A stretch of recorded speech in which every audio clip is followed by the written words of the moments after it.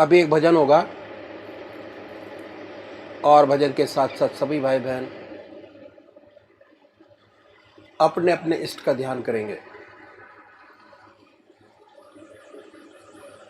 ध्यान कैसे करें?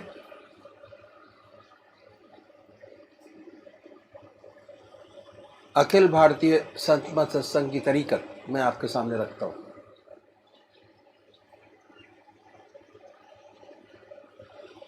सबसे पहले निश्चित कीजिए कि परमात्मा की कौन सी मूर्त, कौन सी सूरत, कौन सी शक्ल आपको सबसे ज़्यादा प्यारी लगती है। मूर्ति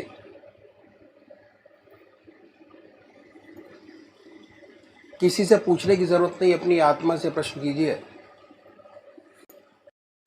कि भगवान का वो स्वरूप जो आपको सबसे ज़्यादा प्यारा लगता है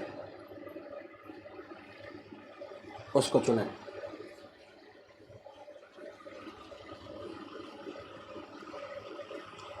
उसके बाद किस नाम से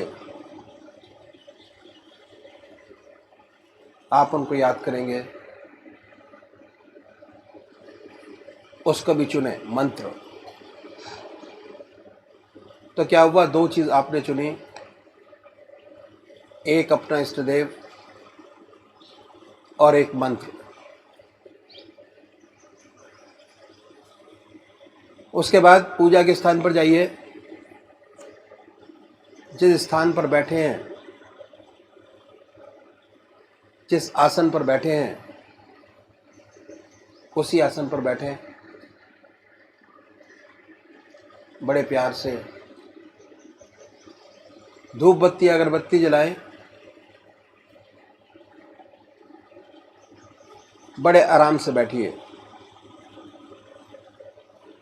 और बैठने के बाद ये महसूस कीजिए कि आपका इष्ट शरीर आपके सामने विद्यमान है।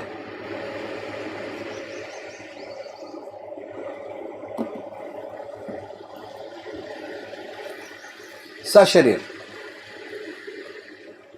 भावना से अपने इष्ट को अपने सामने बनाएं।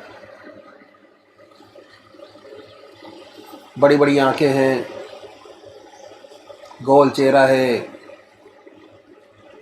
जटाएं हैं, सर्पों की माला है। ख्याल से बाय थॉट उसमें इतने लीन हो जाए कि जब ध्यान करते हैं तब तक और कोई विचार और ख्याल ना आए, पर आएगा। उन विचारों को हटाएं, फिर अपने इष्ट देव की मूर्त अपने सामने बनाएं। फिर हटाइए, अपने इष्ट देव की मूर्त अपने सामने बनाएं। जो मंत्र आपका है उसको उच्चारित होते सुनिए कि हमारे हृदय से हमारे इष्ट का नाम निकल रहा है और हम सुन रहे हैं। और जब तक ऐसा ना हो, बड़े प्यार से अपने इष्ट का नाम विद फुल फोर्स जिह्वा से ले सकते हैं। इतना फोर्स उस नाम में होना चाहिए कि ना कोई दूसरा विचार रहे ना ख्याल, उसमें तल्लीन हो जाए, उसी की याद हो, उसी का ख्याल हो। समर्पित भाव से बड़े प्यार से अपने इष्ट के नाम को ले। आधा घंटा सुबह और आधा घंटा सायंकाल, ये दो समय निश्चित कीजिए और आधे घंटे में 20 से 25 मिनट ध्यान को दीजिए। अभी एक भजन होगा और भजन के साथ साथ सभी भाई बहन अपने अपने इष्ट का ध्यान करेंगे। ध्यान कैसे करें?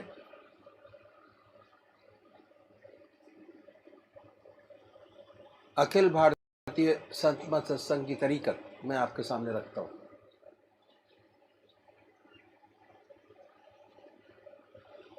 सबसे पहले निश्चित कीजिए कि परमात्मा की कौन सी मूर्त, कौन सी सूरत, कौन सी शक्ल आपको सबसे ज़्यादा प्यारी लगती है। मूर्ति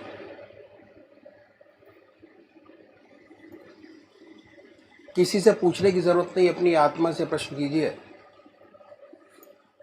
कि भगवान का वो स्वरूप जो आपको सबसे ज़्यादा प्यारा लगता है उसको चुनें।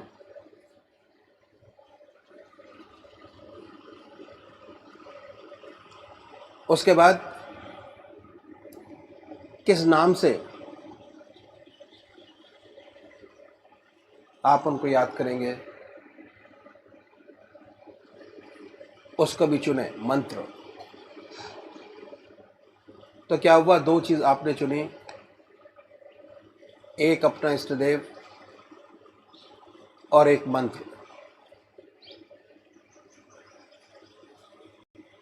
उसके बाद पूजा के स्थान पर जाइए, जिस स्थान पर बैठे हैं, जिस आसन पर बैठे हैं उसी आसन पर बैठें। बड़े प्यार से धूप बत्ती अगरबत्ती जलाएं, बड़े आराम से बैठिए और बैठने के बाद ये महसूस कीजिए कि आपका इष्ट शरीर आपके सामने विद्यमान है।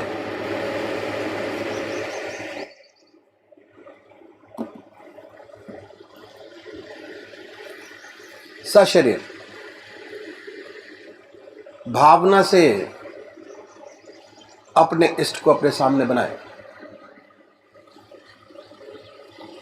बड़ी बड़ी आंखें हैं, गोल चेहरा है, जटाएं हैं, सर्पों की माला है। ख्याल से बाय थॉट उसमें इतने लीन हो जाए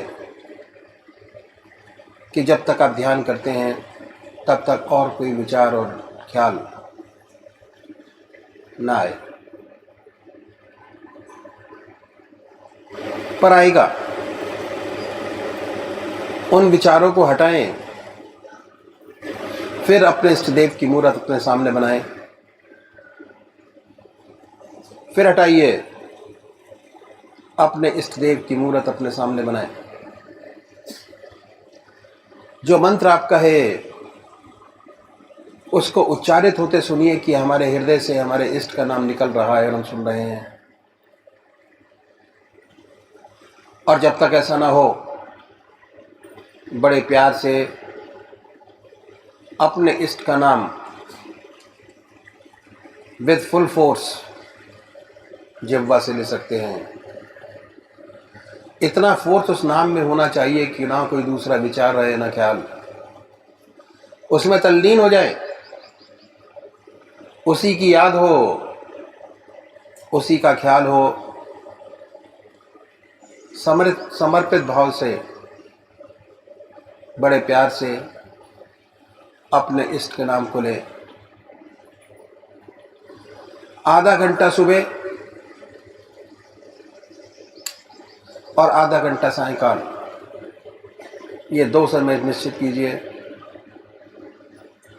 और आधे घंटे में 20 से 25 मिनट ध्यान को दीजिए। दूसरे वो भाई हैं जो निराकार भगवान के उपासक हैं, ओम अल्लाह वाहिगुरु क्राइस्ट गॉड, वो क्या करें, वो कैसे ध्यान करें। बड़े आराम से बैठिए, बड़े प्यार से। उसके बाद ये महसूस करें कि हमारे हर दिल की धड़कन पर जो नाम आपने चुना है वो निकल रहा है। हृदय ओम ओम कह रहा है और पूरे शरीर में वाइब्रेट करता है। उसके वाइब्रेशंस को महसूस कीजिए और आनंदित होइए। बड़े प्यार से इस काम को करना है। जब भी कोई सांसारिक बात आपके जहन में आए, दिमाग में आए, उन विचारों को हटाएं, फिर अपने इष्ट देव की याद में लगे, फिर हटाइए, अपने इष्ट देव की याद में लगिए। अगर आज ध्यान करते हुए आपके 100 विचार 1 मिनट के अंदर आते हैं, तो निश्चित समझिए अगर ये अभ्यास आप बराबर करते चले जाएंगे तो एक दिन ऐसा आएगा कि कोई विचार आपके आगे नहीं होगा। भगवान श्री कृष्ण ने साधक की दृष्टि से गीता में 4 बात बताई। पहली आहार की शुद्धि, दूसरी विहार की शुद्धि, तीसरा अभ्यास और चौथा बराबर अभ्यास। अभ्यास पर बहुत भारी जोर है और सारी जिंदगी हम एक चीज़ का अभ्यास करते चले जाते हैं और उसकी परफेक्टनेस पर देखते चले जाते हैं। बड़े प्यार से अगर इस तरीके से अभ्यास करेंगे, बड़ी सुंदर स्थिति होगी। जब भी आप अपने इष्ट देव के चरणों में विश्राम चाहेंगे, बड़े प्यार से विश्राम मिलेगा। ना कोई दूसरा विचार रहेगा, ना ख्याल, और हमारी आत्मा हमारे मन को देखती रहती है। वो बताती है कि हम क्या सोच रहे हैं। जब विचार हट जाए अपने इष्ट देव के चरणों में, फिर दोबारा उस चीज़ को पकड़े, अपने इष्ट देव को दोबारा अपने इष्ट देव में ध्यान लगाइए। तो अभी एक भजन होगा और भजन के साथ साथ सभी भाई बहन अपने अपने इष्ट का ध्यान करेंगे।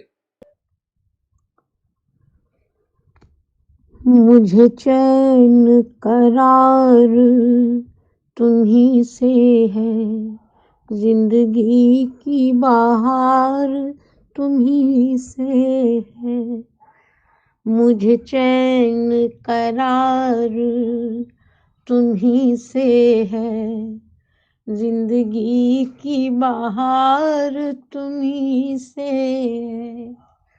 यूं तो दुनिया में है लाखों हंसी, क्या करूं मुझे प्यार तुम्ही से है। यूं तो दुनिया में है लाखों हंसी, क्या करूं मुझे प्यार तुम्ही से है। मुझे चैन करार तुम्ही से है, जिंदगी की बहार तुम्ही से है। कभी यूं भी आ मेरी आँखों में कि मेरी नजर को खबर ना हो। कभी यूं भी आ मेरी आँख में कि मेरी नजर को खबर ना हो।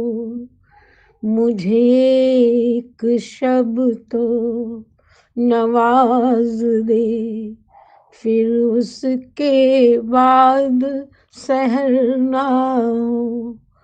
मुझे एक शब्द तो नवाज दे।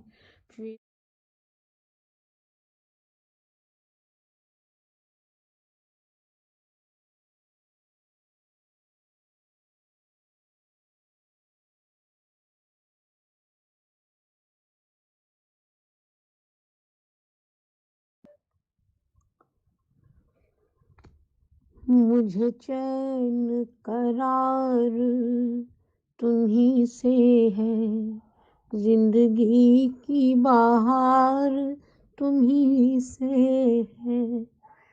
मुझे चैन करार तुम्ही से है, जिंदगी की बहार तुम्ही से है।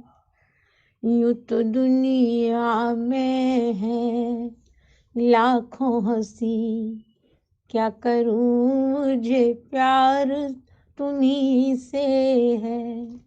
यूं तो दुनिया में है लाखों हंसी, क्या करूं मुझे प्यार तुम्ही से है।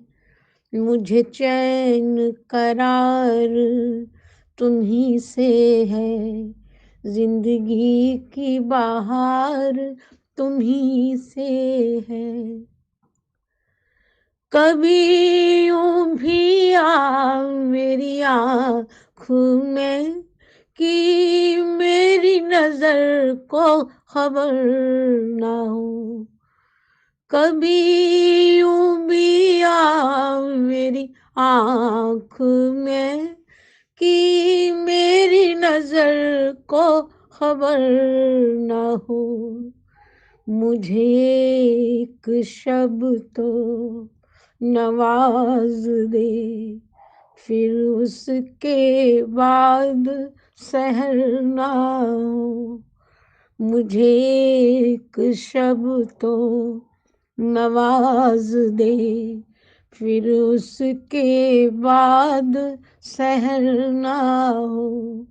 यूं तो दुनिया में है लाखों हंसी, क्या करूं मुझे प्यार तुम्ही से है। मुझे चैन करार तुम्ही से है, जिंदगी की बहार तुम्ही से है। तेरा प्यार है मेरी जिंदगी, तेरी दोस्ती मेरी रोशनी है। तेरा प्यार है मेरी जिंदगी, तेरी दोस्ती मेरी रोशनी है। मेरे बाद भी ये दिया जलता रहे, कभी बेचिराग ये घर ना हो। मेरे बाद भी ये दिया जलता रहे, कभी बेचिराग ये घर ना हो। यूं तो दुनिया में है लाखों हंसी, क्या करूं मुझे प्यार तुम्ही से है। मुझे चैन करार तुम्ही से है, जिंदगी की बहार तुम्ही से है। तू बड़ा रहीम व करीम है, मुझे ये भी सिफत अता कर। तू बड़ा रहीम व करीम है, मुझे ये भी सिफत अता कर। तुझे भूल न भी जो चाहूं मैं, तो मेरी दुआ में असर ना हो।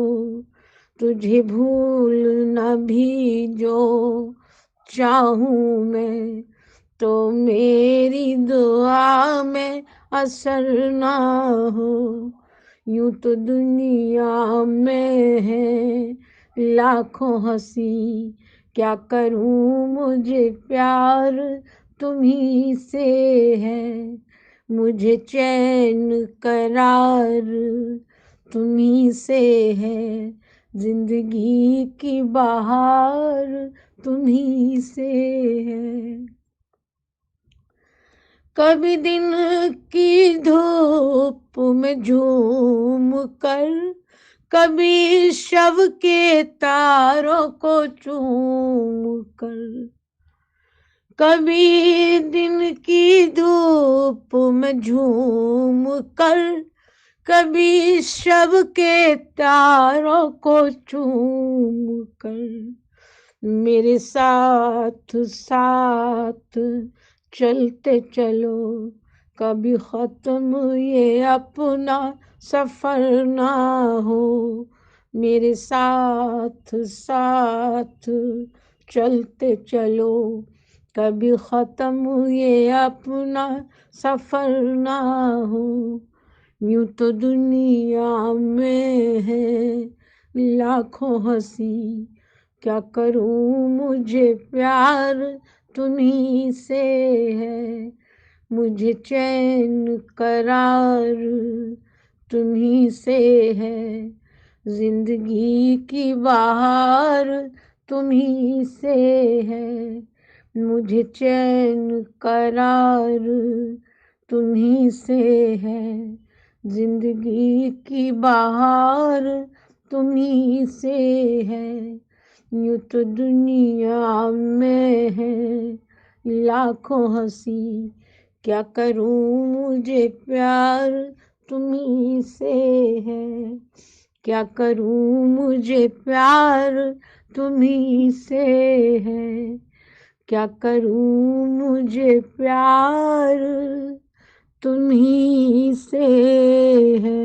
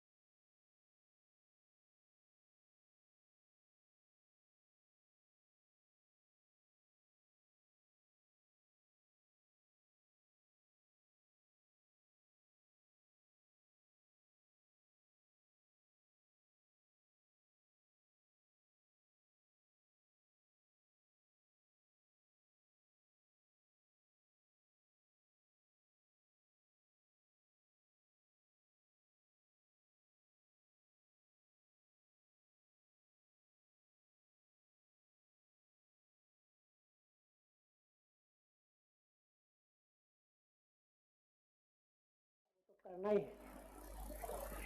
ये तो हमारे महर्षियों ने बतलाया कि मनुष्य जन्म का सबसे बड़ा कर्तव्य यही है कि कम से कम उस प्रभु की अभ्यास सुबह शाम संध्या बंदना आवश्यक है। चाहे आप गृहस्थी है या सन्यासी है,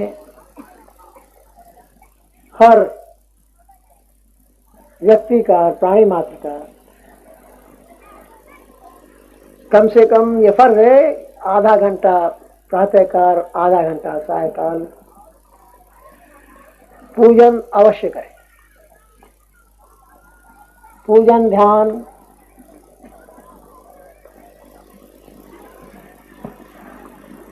और तो करना ही है। इसके अलावा जो 23 घंटे आपके पास हैं दुनिया के काम के, उसमें से एक भी सेकंड आपका नहीं लिया गया, और 8 घंटे आपके अपने बन गए।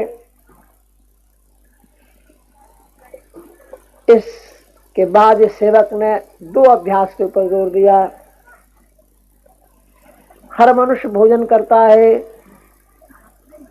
भोजन करने में आधा घंटा दोपहर, आधा घंटा रात्रि में लगाता है।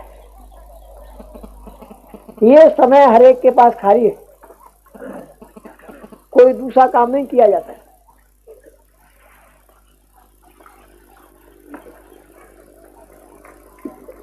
और अगर देखा जाए तो संसार की अधिकतर जो कश्मकश है वो इस पेट के लिए, भोजन के लिए है। शायद अगर इंसान के पेट न होता तो दुनिया की शक्ल कुछ और होती। जब भोजन आपके सामने आए, प्रभु के अर्पण कीजिए, हर ग्रास उसकी याद में खाइए, हर चीज उसकी याद में पीजिए। इसके जो फायदे हैं वो कल इस सेवक ने बतलाए थे। क्योंकि आप भोजन परमात्मा की याद में कर रहे होंगे, आपको ईश्वर की याद का आनंद आ रहा होगा। आधा घंटा दोपहर, आधा घंटा रात्रि आपका पूजन का बन गया है। ध्यान को ही हम पूजन कहते हैं, उसकी याद को हम पूजन कहते हैं प्रभु की। और हर मनुष्य सोता है, कितनी बिजी लाइफ के न हो, हर व्यक्ति सोता है। और सोने में ऑन एवरेज हम लगा सकते हैं कि 6 घंटे शायद हम लगाते हैं सोने में। कोई 4 सोता है, कोई 8 सोता है। एवरेज लिया जाए तो 6 घंटे का एवरेज आता है, आ जाए। 6 घंटे हर व्यक्ति सोने में लगाता है। ये समय ऐसा है कि जो खाली है, इसका भी सच्चा उपयोग किया जा सकता है। संतों ने इसका बहुत सुंदर उपयोग बतलाया। सोने से पहले दुनिया की जब सब काम समाप्त हो जाए, आप है और आपका बिछौना है, अपने बिछौने पर बैठिए। कहीं अलग आसन लगाने की आवश्यकता नहीं, अपने बिछौने पर ही बैठिए और बैठ के 2 काम कीजिए। सेल्फ इंट्रोस्पेक्शन, आत्मनिरीक्षण। कितने ऐसे काम आज आपसे बने कि जिनसे दूसरे प्राणियों की आत्मा को शांति और सुख पहुंचा। अगर कोई ऐसा काम बना है, भगवान कहते हैं प्रभु आपने अवसर दिया जो ऐसा शुभ कार्य बन पाया, वरना इस सेवक में कहाँ सामर्थ्य है किससे कुछ बन पाए। भगवान कहते हैं। फिर विचार कीजिए कि आप में कोई कमी तो नहीं, किसी बाहर से पूछने की आवश्यकता नहीं। किसी आपकी आत्मा आपका सबसे बड़ा गुरु है। अपने आप को आप पहचानो, कहा किसी का नेक न मानो। अपनी आत्मा से पूछिए, अगर कुछ कमी नजर आती है, नहीं आती तो बड़ी अच्छी बात है। अगर कमी नजर आती है, काम है, क्रोध है, लोभ है, मोह है, अहंकार है, झूठ है, फरेब है, मक्कारी है, दगाबाजी है, कोई ऐसी बात है आपने? और आपकी आत्मा कहती है, किसी और से पूछने वाली आवश्यकता नहीं। अगर आपकी आत्मा कहती है कुछ कमी है, उस पर पश्चाताप करना बड़ा आवश्यक है, बहुत जरूरी है। और पश्चाताप करने का सबसे सुंदर तरीका ये है कि उन बातों में जो आप में कमी नजर आती हैं, सबसे छोटी बात पकड़िए, बड़ी बड़ी। अगर बड़ी बड़ी पकड़ेंगे तो सफलता नहीं मिलेगी। कोई छोटी बात जो यूं ही हो जाती है। बहुत से लोग हैं हंसी मजाक में झूठ बोल जाते हैं, थोड़ी हा हो जाती है, लेकिन झूठ तो झूठ है ही, फायदा कुछ नहीं, खामा नुकसान में जाते हैं। तो ऐसी इसलिए बड़ी छोटी सी मिसाल आपके सामने दी, बहुत छोटी छोटी चीजें पकड़िए। पहले परमात्मा से प्रार्थना कीजिए कि कल से ये छोटा खोटा काम नहीं होगा। शक्ति मांगिए प्रभु से, वायदा कीजिए और अगले रोज से उस छोटी बात को छोड़ दीजिए। अगर ऐसा करेंगे तो आपकी विल पावर बढ़ती चली जाएगी और फिर धीरे धीरे बड़े बड़े दुश्मन जो आपको नजर आते हैं, जिनके विचार, जिसके बारे में आप ये सोचते हैं कि शायद उन पर काबू न हो सके, वो भी धीरे धीरे काबू में होते नजर आएंगे। शर्त ये है कि जिस बात का वायदा आप परमात्मा से करें उसको पूरा करें, पूरा करें। अगर इसके विपरीत करेंगे, वायदा करके पूरा नहीं करेंगे, तो आपकी विल पावर घट जाएगी और फिर कभी आपके हृदय में ऐसी शक्ति भी पैदा नहीं हो पाएगी कि आप कोई वादा कर सकते। इसलिए घटान में नहीं जाना चाहिए। अगर वायदा पूरा नहीं कर सकते तो कोई वायदा मत करिए, उसका कोई नुकसान नहीं। लेकिन जब वायदा करते हैं तो उसे जरूर पूरा कीजिए। ईश्वर से वायदा किया जाता है, उसे जरूर पूरा कीजिए। उसके बाद जब इसके बाद आप सोइए, सोने से पहले 10-15 मिनट 20 मिनट भगवान को दीजिए। प्रभु की गहरी याद कीजिए और जब याद अच्छी बन जाए, जब ध्यान अच्छा बन जाए, तो उसी ध्यान में सो जाइए। यह अभ्यास, अगर यह अभ्यास करेंगे तो इसके विशेष लाभ आपको होंगे कि जिन्हें उटांग पटांग सपने नजर आते हैं, बंद हो जाए इस अभ्यास के बाद। धीरे धीरे आपकी नींद अच्छी आने लगेगी।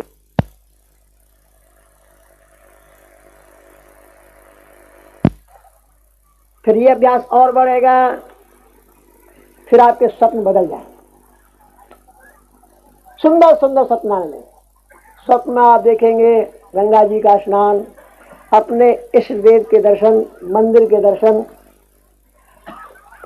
सपने में ही ध्यानावस्थित है, ध्यान में बैठे हैं, प्रभु का ध्यान कर रहे हैं, ऐसे ऐसे बढ़िया अपने गुरुदेव के दर्शन, ऐसे सुंदर सुंदर सपने आने लगते। और जब ऐसे सुंदर सपने आने लगते हैं तो साधक की हिम्मत और बढ़ जाती है, साहस और बढ़ जाता है और वो गहरा ध्यान करके सोता है। फिर धीरे धीरे ये सपने रियलिटी में बदल जाते। अभी स्वप्न देख रहे थे, अनंत सूर्यों का प्रकाश ही प्रकाश है, सारा प्रकाश से सब कुछ भरा है, शरीर में बिजली दौड़ गई सोते सोते। तो साधक जिस ध्यान में सोता है, रात भर उसी ध्यान में पड़ा रहता है। सुबह उठता है तो उसका ध्यान और अच्छा लगा हुआ होता है। अगर आज्ञा चक्र पर ध्यान करते करते सोया, जब सुबह उठेगा तो उसका आज्ञा चक्र और तेजी से चलता होगा या उसका ध्यान शहदल कमल पर होगा।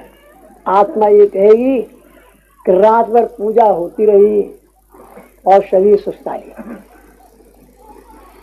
ये अभ्यास है। 6 घंटे जो सोने के वो आपके अपने पूजा के बन गए। और आपके काम का एक भी सेकंड नहीं जाएगा, नॉट ए सिंगल सेकंड। भगवान कृष्ण ने साधक के लिए 4 बातें विशेष गीता में बताई, जो निचोड़ है गीता का साधक के लिए, साधक के दृष्टि। पहला आहार की शुद्धि, जो कल सेवक ने बताई है, कैसे हम आहार करें कि जो हमारी आहार की शुद्धि हो जाए, परमात्मा को अर्पण करके कीजिए, कि क्या विशेष लाभ है। मैंने कहा बहुत बताया। विहार की शुद्धि, जो मैंने विहार के सामने रखा, गीता में भगवान कृष्ण ने बतलाया आहार की शुद्धि, विहार की शुद्धि। इन संतों ने बताया कि कैसे होगी, how to achieve it. Practical मार्ग बताया, प्रैक्टिकल तरीका बताया कि अगर आप ऐसे अभ्यास करेंगे तो ये दोनों चीजें आपको प्राप्त हो जाएंगी। इस तरीके दूसरा स्टेप लूंगा, दूसरी सीढ़ी लूंगा। तो जैसा मैंने कल बताया था कि हमारा आदर्श है जीवन मुक्त अवस्था प्राप्त करना इसी जीवन में। और जीवन मुक्त अवस्था प्राप्त हुए प्राणी में 2 विशेष बातें पैदा हो जाती। पहला, 24 घंटे निरंतर उसे प्रभु की याद बनी रहती है, उसका हुजूर, उसकी आगाही बनी रहती है। चलते फिरते, खाते पीते, सोते जागते, संसार का हर व्यवहार करते उसे ईश्वर की निरंतर याद बनी रहती है। दूसरा, अहम निकल जाता है, आई का कंप्लीट एलिमिनेशन, मैं नहीं रहती, सच्ची निष्काम कर्मता प्राप्त हो जाती। ये 2 विशेष बातें पैदा होती। और हमारे सदगुरुओं ने बहुत प्रैक्टिकल रास्ता, तरीका बताया इसको प्राप्त करने का, अचीव करने का। 8 घंटे हमने अपने बनाए। सारे साधन को उन्होंने 3 हिस्सों में बांटा। साधन की पहली सीढ़ी पूरा कर लेने से 8 घंटे आपके अपने हो जाएंगे 24 मिनट। साधन की दूसरी सीढ़ी पूरा कर लेने पर 16 घंटे आपके अपने हो जाएंगे। और साधन की तीसरी सीढ़ी सफलता प्राप्त करने पर 24 घंटे आपके अपने होंगे और सच्ची निष्काम कर्मता आपको प्राप्त हो जाएगी। अब मैं दूसरा स्टेप लूंगा। दूसरा स्टेप 16 घंटे में अपने बनाने हैं। और हम सब गृहस्थी